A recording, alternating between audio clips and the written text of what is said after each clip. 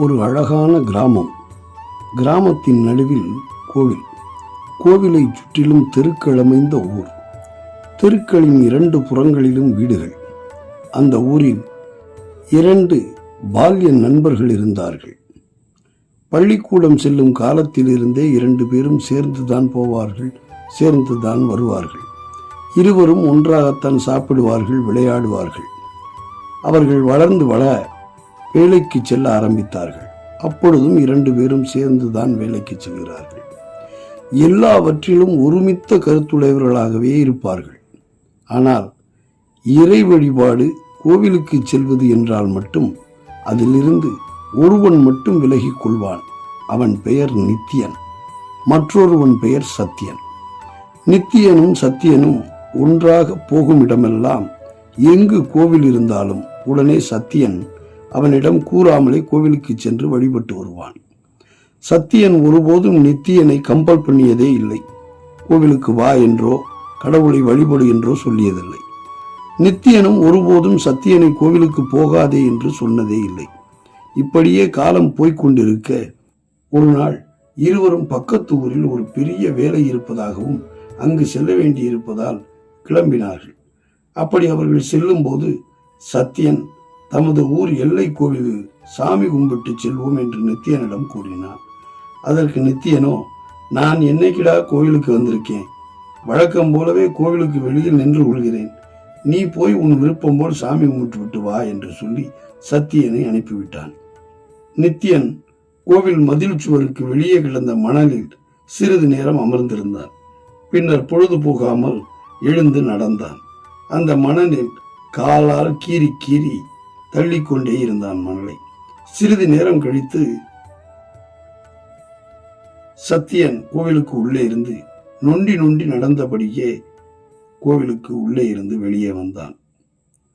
நித்தியன் அவன் அருகில் போய், என்னடா சத்யா, என்ன ஆயிற்று என்று கேட்டான்.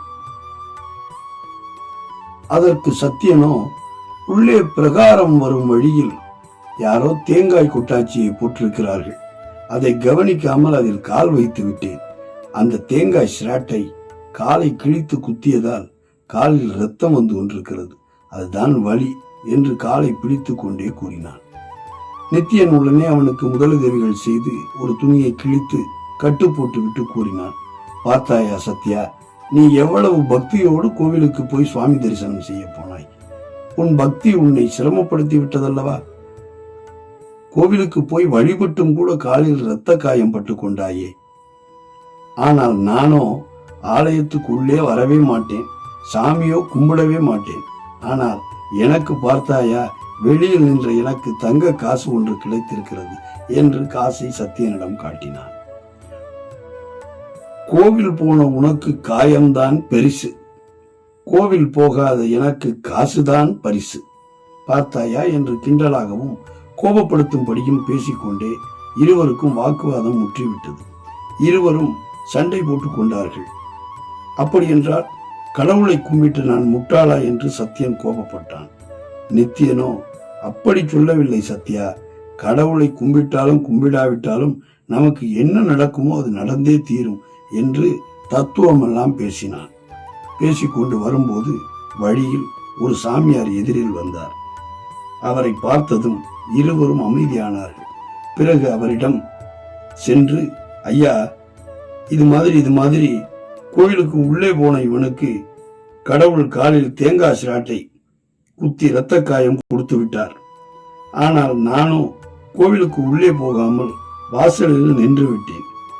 எனக்கு பாருங்கள், இந்த தங்க காசு பரிசாக கிடைத்தது. இதில் கடவுள் அருள் கேட்டவனுக்கு என்ன கிடைத்தது? காலில் காயம். நீங்களே பாருங்கள் சுவாமி என்றான் நித்தியன். இருவரையும் நன்கு உற்று பார்த்தார் வந்த சாமி. சாமியார் இருவரையும் அருகே அழைத்து நிற்க வைத்து சற்றே கண்மூடி தியானித்தார். உடனே காலில் அடிபட்ட சத்தியனை அருகில் அழைத்து ஆசீர்வாதம் செய்து அதை நித்தியனிடம் கூறுகிறார். நித்யா, இவன் மட்டும் அந்த நேரம் சுவாமி கும்பிட வரவில்லை என்றால் நீங்கள் செல்ல வேண்டிய சாலையில் நடந்த விபத்தில் அவன் உயிர் போயிருக்கும். போய் சென்று பாருங்கள், வழியில் நடந்த விபத்து உங்களுக்கே தெரியும். ஆனால் அவன் அந்த நேரத்தில் அங்கு செல்லாமல் தடுத்தது, உள் இழுத்தது அவனோட தெய்வ பக்தி. அந்த விபத்தில் இவன் சிக்காமல் ஆலயத்திற்குள் இருந்து விட்டான். ஆகவே அவன் ஆலயம் வந்தது ஒரு நல்லதற்குத்தான். அதனால்தான் அவனுக்கு காலில் லேசான அடியோடு அந்த உயிர்கண்டம் விலகிவிட்டது என்றார். அது சரி, நீங்கள் சொல்வது சரிதான். அப்ப எனக்கு தங்க காசு கிடைத்தது எப்படி என்று நித்யன் கேட்க, சாமியார் கூறுகிறார், தம்பி நித்யா, உனக்கு இன்று புதையலே கிடைக்க வேண்டியது. ஆனால் நீ ஆலயத்திற்கு செல்லாமல் இறைவனை வழிபடாமல் விலகி இருந்ததால் ஒரு தங்க காசோடு போய்விட்டது. நீ மட்டும் கோயிலுக்கு போயிருந்தால் நீ இப்போது பெரிய கோடீஸ்வரன் ஆகியிருப்பாய். ஆனால் ஆலயத்திற்கு போகாமல் அந்த கோடீஸ்வர வாய்ப்பை நீ இழந்து விட்டாய். அது புரிகிறதா உனக்கு என்று கேட்டார். அதை கேட்ட நித்யன் வாயடைத்து நின்றான். தன் தவறை உணர்ந்தான். பிறகு இருவரும் வந்த வழியே சென்று வந்த வேலையை பார்க்க சென்றார்கள். இதில் என்ன முக்கிய குறிப்பு என்று நினைக்காதீர்கள்.